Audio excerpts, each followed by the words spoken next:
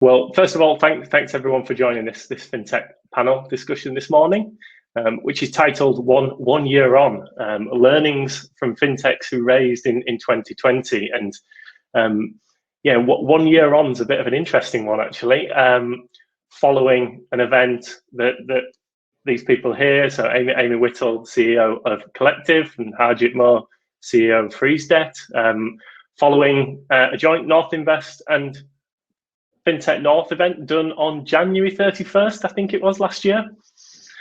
So we're slightly over a year, although I don't know about anybody else, that maybe feels like 2 years, 3 years, I'm not quite sure. But we've got Tia joining us as well now. So just doing a quick introduction, Tia. So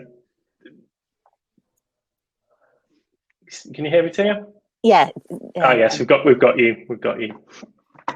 So just doing a bit of background and saying how when we last saw Amy and Harjit was just over a year ago at our joint FinTech North Invest event, and how certainly from my side it seems like so much longer. I'll just mention, Tia, I know your connection keeps coming in and out. I could certainly hear you okay. We might lose you for a moment just in case anybody else is wondering that, but I know we could certainly hear you okay. So just in terms of the format, I'm just looking at, I know we've got about half an hour before I think we need to be back in the main room. So there's a few kind of discussion points and a few questions which we can then kind of open up to the room. But perhaps first of all, and I kind of jumped in without even introducing myself. So I'm Stuart Brown from the North Invest team. But perhaps if we work round, and Amy, Harjit, Tia, perhaps if you could give us a quick bit of background just in terms of you, what you do in terms of the organisation, or Tia in terms of what you do as well in terms of your background and some of the angel investing that you do, as a quick run through each. Amy, could I choose you as the one to go first, please? Yeah, definitely. With a name like mine, you either go first with Amy or last with Vitals, you're A or W. So happy to go first. Hi everyone, my name is Amy and I'm the CEO and co-founder of Collective. And at Collective, what we do is make group payments really simple for everyone involved. So we make it easy for groups of people to collect and spend money. We do that in a couple of different ways. If you are on the consumer side, if you're an individual organizer in your group of friends or family, like me, you're that kind of person who essentially bosses everyone else around and says, hey, we're going to go and do this thing, or we're going to go buy this thing. And as a result, you kind of plan everything and you pay for stuff, and then you end up chasing people for money back. And therefore, you're always out of pocket. Everyone always owes you a pint. But there's no amount of pints that you can drink that really, repay you over a lifetime. So we have a really simple way on our consumer app to collect money without anyone other than the organizer having to download an app or do any banking. And then on the business side, obviously, if you're a group of consumers, the other side of that is that once you've collected money, you need to spend it with a business, either buying something as a group or booking something as a group. So we make it really easy for merchants who sell to groups to sell to the whole group and to claim those sales that they lose by only selling to the organizer, who may come on and research something on their site and then has to bounce off and try and collect money over here from the rest of the group and then it's come back. We make it really easy for people to be able to pay as a group at checkout, and also to join deals as a group to get deals that are triggered and controlled by the merchant through our CrowdPay feature. So that's us in a nutshell. I was just chuckling to myself because I remember the last time I saw Harjit was when we were having to climb over that terrible barrier in that venue. I was like, I'm definitely going to be falling on my face here, but we did it right. We got there in the end. Yeah, do you want to go next, Harjit? Yeah, so Harjit, CEO and co-founder of fundraised, and we're the first and still only debt advice and solution mobile app out there, and does what it says on the tin. To be fair, we provide debt advice and solutions to consumers who need it, really, just using technology to provide it in a faster, more efficient way. And text communication, to be fair, give people an easier way to talk about their debt problems and not picking up the phone. Perfect. And Tia, perhaps you could give us a little bit of background as well, please, on because you've got a really interesting background. That's very kind of you, Stuart. Well, I started off as a programmer working for Logica over in Holland, and mainly did technical software. When I moved back to the UK, I went to work for a management consultant. Then I moved into the city. I do apologise if my picture keeps going. I'll probably turn my camera off after this piece, and then it won't irritate everybody. It Yeah, we can still hear you okay. Internet speed is going really badly at the moment. Yeah, so I started off in the tech arena, and then moved into finance. I moved into the city and looked after front office dealing systems, and then I sort of moved to Suspend Corporation as part of their senior IT team. So I have to say, in an IT career, I never did the same thing twice. Every project was different, you know. But in the main, I worked in the equities area. And then I did a bit of interim management and IT consultancy, but I came back up to the Northeast and started a property portfolio up here and have been doing that. But about 3 years ago, I think the opportunities that there are in terms of what you can do with software as a service at the moment is really exciting. It's so much easier to do it than it was 30 years ago. And I have to say that teamwork of creating software and, getting businesses off the ground, was always one of the things that motivated me when I was in consultancy. So I started looking around for angel investment groups and found the Newcastle Angel Hub and North Invest. And then I've done a few investments since. I've done one through North Invest, and I did another for Bank North, or B North as it's called at the moment, through GCV. Yeah. So I'm on a I would say, I'm an investor of modest means, but I think it's an interesting niche to be in as well, because I think other people have got like a load of analysts to look at things, whereas, if you're a small angel investor, how do you choose the companies that you're going to invest in? Perfect. No, thank you for that background, all. I'd quite like to start off, and I'll kind of throw this completely open with a real nice provocative question to start with, if I may. But I mean, it's accepted the UK is a leader in fintech, renowned across the globe. So surely it's got to be easy to fundraise, right?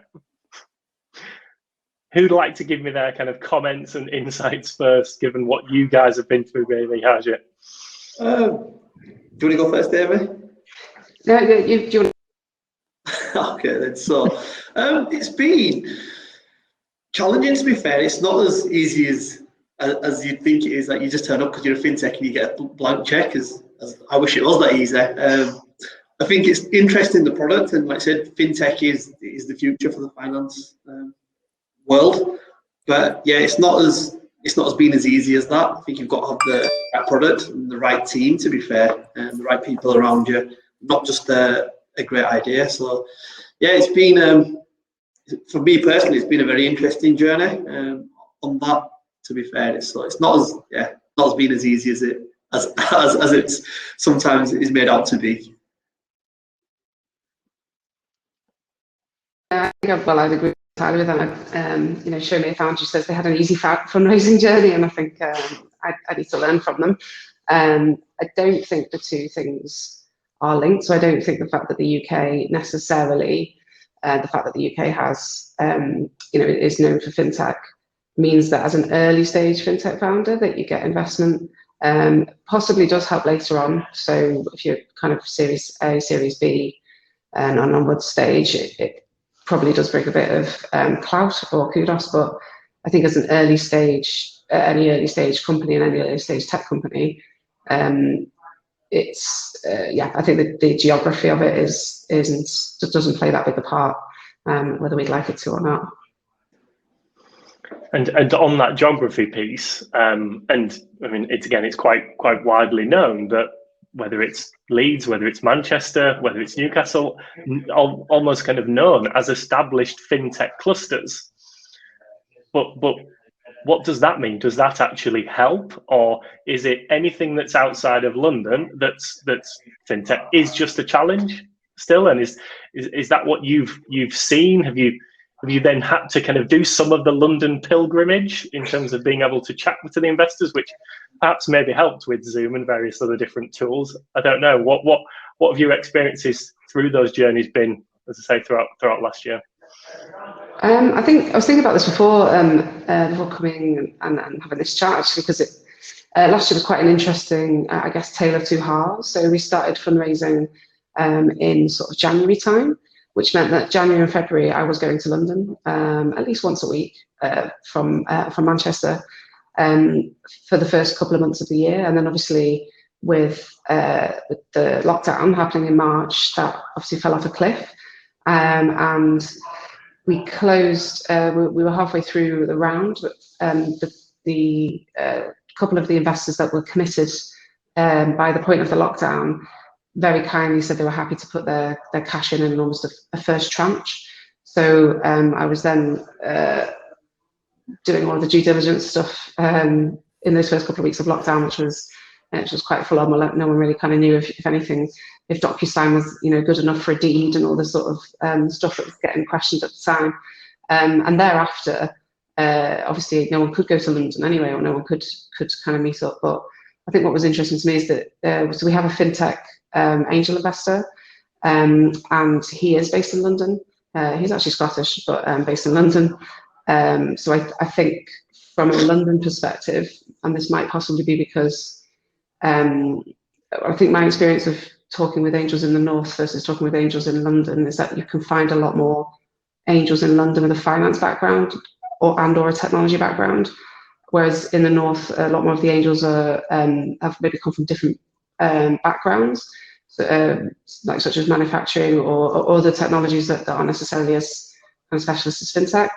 That's just my experience, but I think what that meant was there's some nuances about fintech where it's kind of hard to explain to someone who doesn't have a level of domain expertise, whether that's on the tech side or the finance side. So I think just by virtue of London being more of a finance centre from an investment side, more of the fintech angels are there. But now that we've all been locked down and shut in our houses for however long, it's less of an issue than it was, say, this time last year and before lockdown for me. Mm. Well, Tia, I know we lost you for just a second there, but also just talking about the kind of, I guess, the regional challenges of fintechs. And you gave actually a really good example, pre-COVID, pre-lockdown, of anything like that, of a great fintech business, Bank North or B North, who've done a series of successful fundraisers. I forget what stage they're actually at now. They seem to kind of change the different stages, and they've got A1s and B1s and various things like that. But to me, that's a really good example of a North-based fintech that over the last 2 or 3 years have done a really good job of corralling interest, but leveraging some of those specific fintech or kind of investors from the city, but then building that with momentum across the whole of the North. Yeah, I have to say, when I worked in the city, it's such an amazing community of people. And if you need to know something, you just network through people to get what you need. When I came back up to the north, I was a bit like, well, hang on, where is this community?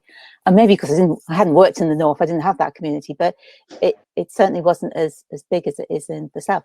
But actually, when I came back up to Durham, I realised that Atom Bank had been started, and I have to say I was amazed, because I think you can be very blinkered when you're in London to think, well, you'd only ever start a bank in London, you'd never do it anywhere else, and yet here was a new starter bank based out of Durham, and partly that was because it was Northern investors that did the backing, and one of their requirements was that it had to be based in the north.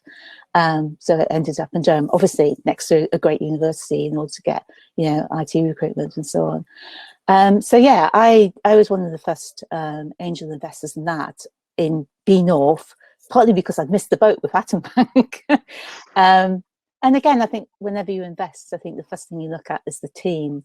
And the team have got, you know, great experience from Santander and Atom Bank, you know, and other challenger banks. And so, you know, I know that when you build businesses, you're always standing on the shoulders of what's gone before, you know, and you can avoid the mistakes and do it a step better. And I think Bank North has, I mean, they have to be called B North at the moment. You're not allowed to call yourself a bank until you've got the license, but they're very close to it. I think, you know, they've got a very clear business strategy. And for a challenger bank, they're not talking about, you know, oh, this fantastic technology, although they have got it. You know, they're talking about the business need. And I think the other thing that I found attractive is, you know, they're aiming to be a regional bank. And I think if you want to have money into fintech startups, you have to have money in the north. And having a bank based out the north with branches in the north, you know, is a good step in that direction, and growing that experience. And I think the budget recently, when they sort of said that the Treasury was going to move to Darlington, you know, and you could hear, you know, all these pieces in the press of, oh my God, you know, moving the Treasury to Darlington, what's Darlington got? These people in London have no idea, you know, the depth of experience that has been grown in the north in recent years, you know, especially in the payments sector, and actually in the mutual banking sector as well. You know, there's a lot of mutuals where their core systems are actually mutual. So, you know, 13 building societies are actually using the same core banking system as well. So there's a depth of experience in the north. And they're also talking about starting this new business investment bank, aren't they, out of Manchester, you know. So we're all going to be fighting over the same people to get them to work in these new banks. But I think I would underline the need for community when it comes to raising capital. You know, it is about networking through people to find, you know, people who've got the interests in what you want to build. And that's perfect, really. I mean, Amy, you mentioned it a little bit before with the trips to London before they were completely stopped, but who knows what the next few months are actually then going to look like and what that translates to into the next few years. But for any founders who are on that journey, what the steps do they need to actually take if they're looking to raise investment, and what tips or what advice have you got for any of them in terms of being out there? What are the kind of key things that they should do, in your opinion? Well, from me personally, I think you've got to start by looking at yourself and your own business before you get to that point, and really analyze and understand what you're looking for from the investment. I know fundamentally it's money. As any startup, that's the first challenge when you come across that. But you've got to think further down the line and pick investors on them, not just the check size, to be fair. And like I said, have a clear exit strategy as well. They're the first things that you need to really analyze yourself and the business before you start that process. And then also understand it's not an easy process. It is long. There's a lot of meetings. There's a lot of conversations. A lot of just knocking on doors and speaking to people.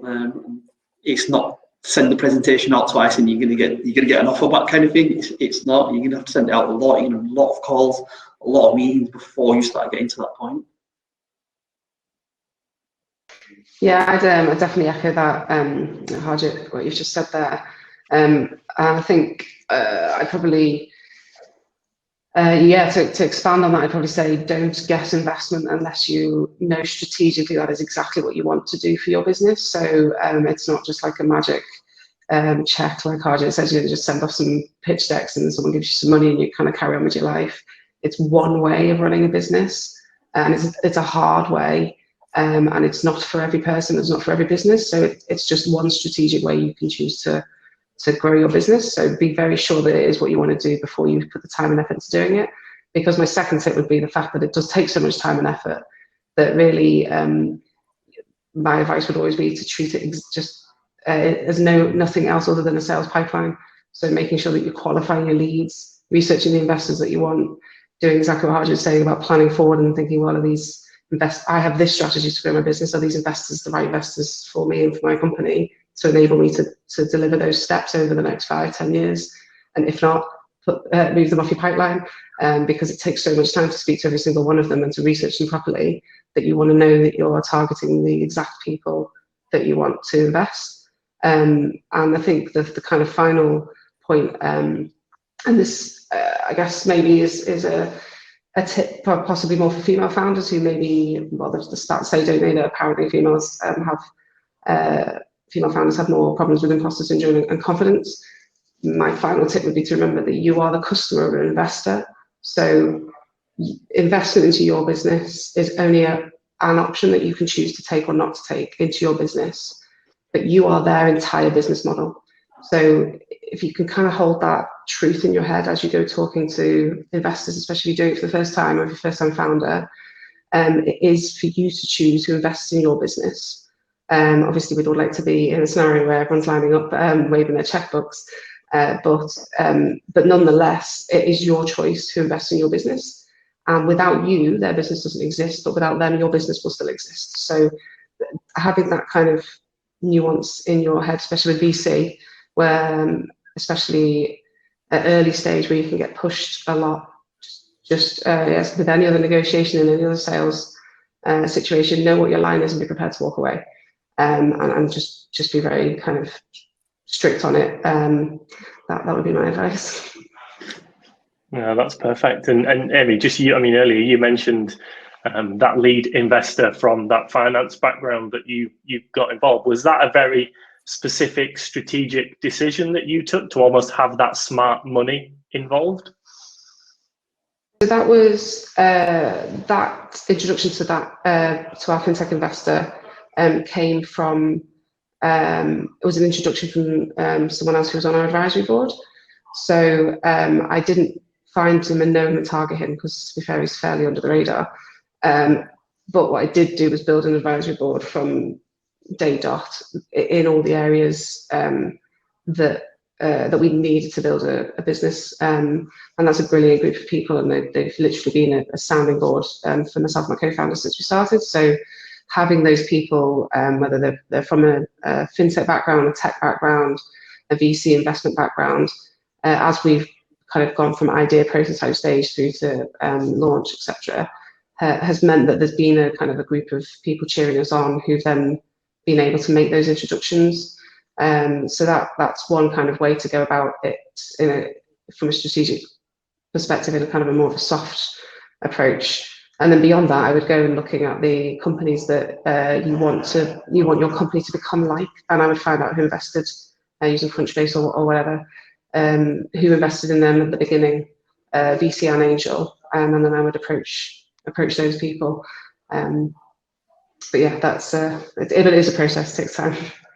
Yeah, and how do you've done exactly the same in terms of surrounding yourself with those good people and leaning on them and leveraging them and using that network. And definitely, yeah. I said for me, it's like I think I've got a bit lucky. Let's say I've got 2 angel investors in the north who are technology based, who understand, which for us we're a niche, it's in the debt industry, but also understand technology. And for me, it always started with, do we get on personally? Because you've got to have that. You can't be going in like having any kind of fear or of your investors. Like you've got to be in a certain way. You're running a business, especially now when it's been tough over the last year with COVID and everything. You've got to have difficult conversations at times, and ultimately it comes back to you. You're the person running the business. It's your idea. They're investors, and you've got to have hard conversations at times. And if you don't set that up at the start and have that understanding that you can have that kind of relationship, then it's never going to work for me. So for me, it was always, personally, do we get on? And secondly, what else are they going to bring apart from a check? Because like, so as founders and owners and CEOs of business, we've got talents in some areas, and in some areas we haven't. And they're the gaps that you need to fill. And for me, you've got to look beyond just the check and what else are they bringing to the table. And can you have them kind of conversations without having any extras really added to it? And that's the thing. I mean, fintech is a broad church these days, isn't it? I mean, it literally covers so many different areas, and even in terms of what you guys are doing, kind of sits completely different ends of the spectrum. And looking at that from then the investor's perspective and what is smart money, it's like, well, look, and you're doing things that don't really exist right now. So how do you bring in and leverage that smart money, that experience, or even if that isn't just on the advisory side? So even Tia, maybe directing this one to you to start with, but kind of trying to get people who are perhaps not from a traditional finance background, from an investor side, like how can they be made more familiar with fintech businesses? Because almost if you remove the fintech, you like Harjit says, you've actually got technology platforms, and that could be the relevant piece. And I just find there's often a stigma of, oh, I'm not from finance, so I don't really understand what they're doing or how I could add value at all. Do you know, at the end of the day, it's like any business, it's identifying a niche and identifying a customer that has a need, you know, and if that happens to be fintech. So I was at Newcastle Startup Week, and there was a 23-year-old Norwegian talking about a startup where he just raised 32 million in Series A. And the problem he was solving was about corporate credit cards. I hope you can hear me because my screen's frozen. But when I heard him talk, I was just like, oh my God, that's so right. If you've ever run a business and had problems with petty cash and people leaving and then there not being a corporate card that's available for other people not wanting to put their details down, it is a minefield, corporate credit cards. And he was, you know, this new fintech was just solving that one problem. That's all they were doing, and raising a huge amount of money to do it. And I think anybody running any business can see the things that don't work well, you know, and if you can think of a way of creating a system that solves that one problem, then it's open to everybody to do that. Yeah, and I mean that's really interesting. That, I mean, again, I see such a broad cross section of businesses, and just think, wow, these are absolutely unbelievable. I mean, you referenced that particular person. Like, have they had that experience or that insight into finding or stumbling across that particular niche? But then being able to bring in the expertise and leverage that is just unbelievable.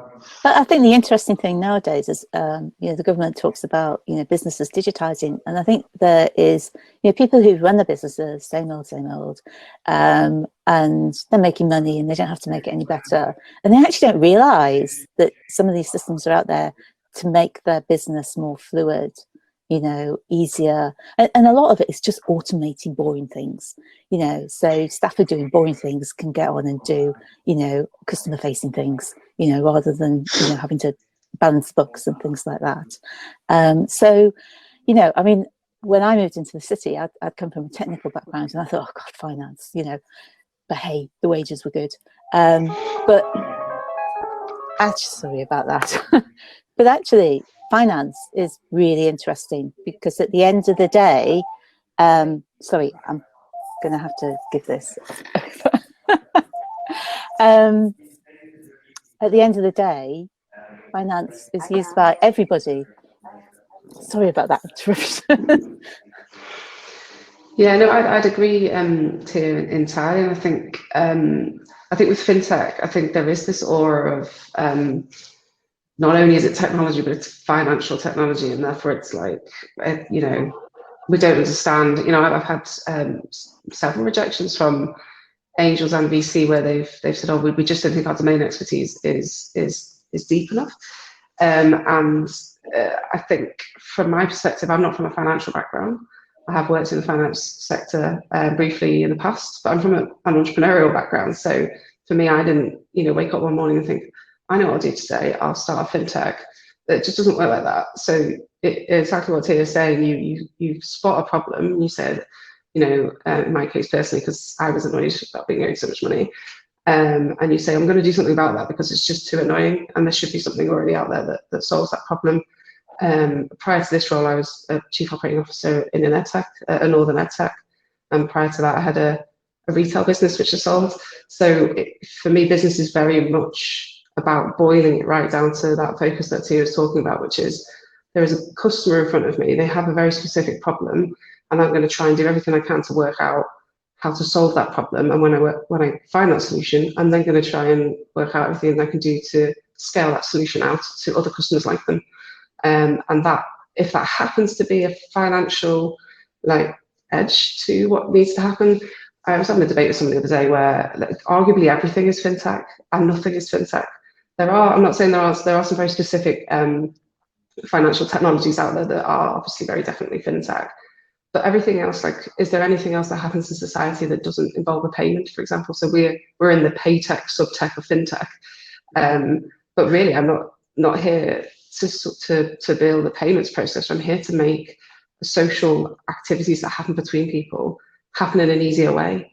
That just the thing that's the blocker happens to be the payment. So I'll solve that payment situation. But how else do we interact other than by money in this society? So there's an argument to make that everything is fintech. So I would put that challenge out to angels and VCs who say, oh, we're too generalist or we don't have domain expertise. I would say, well, do you understand customers and do you understand product development? And if so, then great, we're doing that and it happens to be the solution. But if it's not that solution tomorrow, then we'll change the solution because the customer is the center of the product development. So maybe I'm being too black and white, too naive. To be fair, I agree with what you're saying. I think fintech it's a buzzword. You get some people, it's a fintech, I'm excited about it, and at the same time, people say it's fintech, well, I don't know anything about it. And before they've even looked at anything the business does, that word just seems to mean a lot. Like when we first got into it, I wasn't even sure we were fintech because we deal with debt. I don't look at debt as being part of fintech and finance because it's more about lending, but it's a tech business, and even then, it's just the way the world's going, isn't it? Tech is the future. It is now, never mind the future. So yeah, I think a lot of it is a buzzword around it, and I think it's just kind of stuck over the years, and it's like going back a few years, like the dot-com bubble, and I think fintech's just labelled onto it, and it puts some people on and it puts some people off, and you should look a bit more deeper on that and actually what the business is rather than just a word that's attached at the top for me. Yeah, indeed. So sure.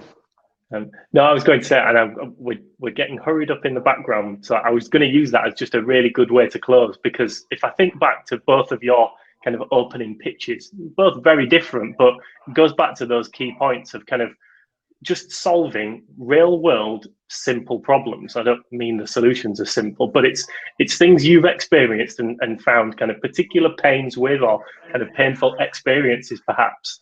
And it's just a way of solving those. Amy, you referenced it socially, and yours is the same, really. It's not kind of finding this piece of tech and making a use for it. It's solving those real world problems that those people have. And to me, that will always get, and you kind of look around the room when you guys are pitching, you have people nodding because they've gone through those problems, they've experienced the same thing, and that's where you'll get that resonance with people, for me. Well, and unfortunately, we have massively run out of time, and I'm getting told very much to hurry up. So there was another question, and we haven't had a chance to ask any questions from the audience. So I wonder if anyone does have any questions, whether when we all go into the main room, and I know there will be an opportunity for that afterwards, if anyone's got it, I'm sure they can pick up with Amy, Harjit, and Tia, yourself perhaps, and use that as an opportunity to ask any questions that anyone may have. Yeah, definitely happy to hang around on the table for a bit. Yeah. Perfect. Well, thank you all. That's been brilliant, and sorry to close things off really quickly, but really appreciate you joining. Thanks, Stuart. Thanks, guys. Thank you.